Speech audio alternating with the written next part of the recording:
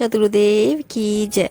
संसार मायामय है जो बगीचे के कांटों के समान है। काम, क्रोध, मोह, लोभ आदि विकार ही इस बगीचे के कांटे हैं। साधारण जन इनमें उलझ उलझ कर मर जाता है।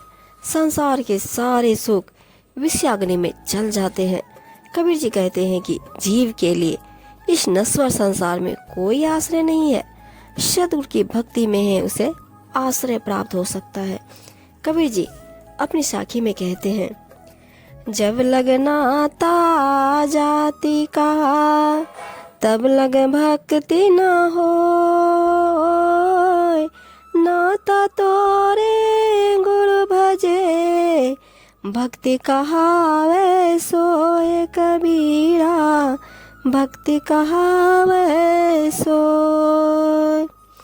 कबीर जी कहते हैं, जब तक जाति धर्म का अभिमान है तब तक भक्ति नहीं हो सकती।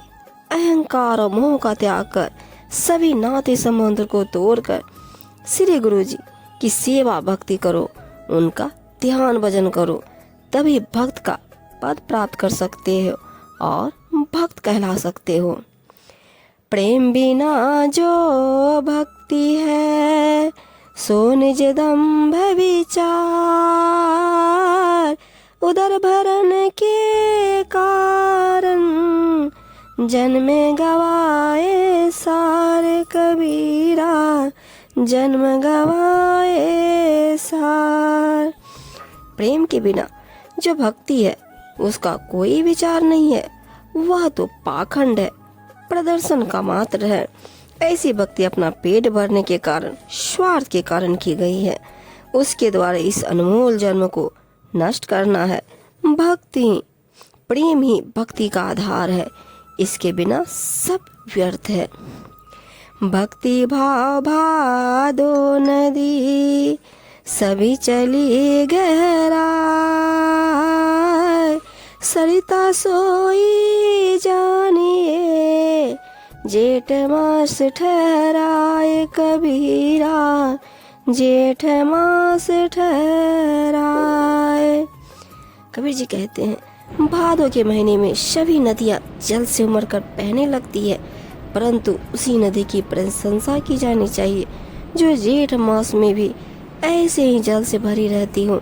इसी प्रकार भक्ति में, भावुकता में देखा देखी से उमड़ आना अलग बात है, परंतु सभी कठिनाइयों, बाधाओं को पार करते हुए भक्ति साधना होती रहे, वही सत्य भक्ति है। निरपक्षी की भक्ति है, निर्मोही को ज्ञान,